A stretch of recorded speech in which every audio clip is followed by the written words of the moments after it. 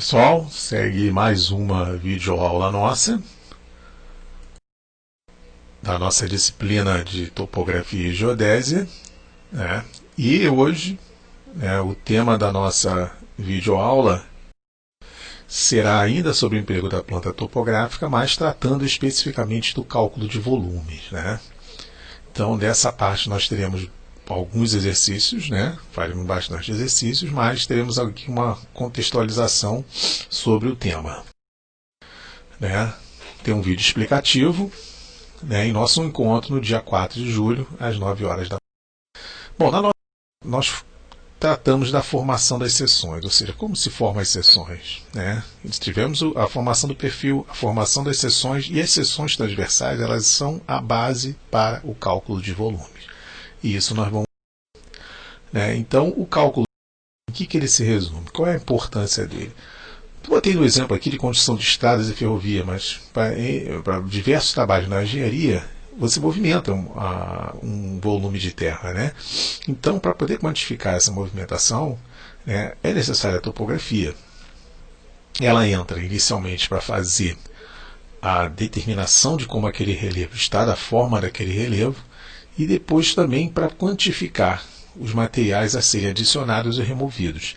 Mas também ela entra com a questão de piquetear onde você vai ter essa movimentação de material. Isso também nós vamos ilustrar isso nos nossos exercícios. Então, essa adição e remoção de material, né, é o que nós chamamos de corte e aterro, aquilo que já exemplificamos um pouco na aula passada. Então, nós temos aqui, quando você retira material, quando você escava, você tem um corte. E aqui eu coloquei uma linha, por exemplo, e quando você depois faz a deposição de material, você coloca material, nós temos a situação do aterro, né? Então, as seções, como eu disse anteriormente, elas são essenciais, ou seja, né? Então, as seções, esse intervalo, aquele estaqueamento que nós temos entre as seções, que nós temos trabalhado muito, isso é variável em função de quê? Da precisão do teu trabalho, do teu projeto. Então, se você intervalar mais as tuas seções, menos qualidade no cálculo do volume você vai ter. Quanto mais você aproximar as suas seções, ou seja, reduzir o teu intervalo de estaqueamento, melhor qualidade você vai ter no cálculo do teu volume, claro, consequência da determinação das seções.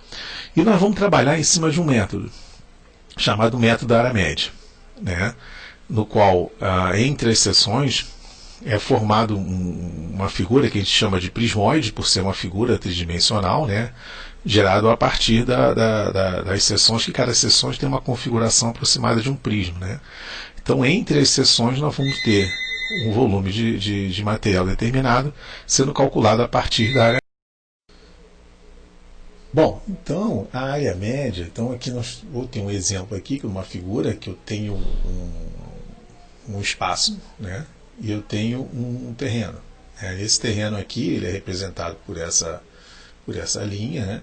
Eu tenho uma seção A1 e uma seção A2, ou seja, uma estaca representada por A1, né?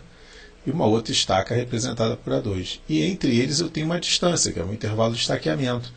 Então, qual é a natureza do cálculo da área média, né? Vai ser o somatório das duas áreas entre as seções, ou seja, a seção da área 1 e a seção da área 2. Eu faço uma média entre as seções e multiplico por essa distância, tá? Então, essa é a natureza do cálculo do volume de seções que nós vamos trabalhar em cima dos nossos exemplos, sempre considerando essa questão da área média, tá? Então, esse vai ser o objetivo do nosso trabalho, tá?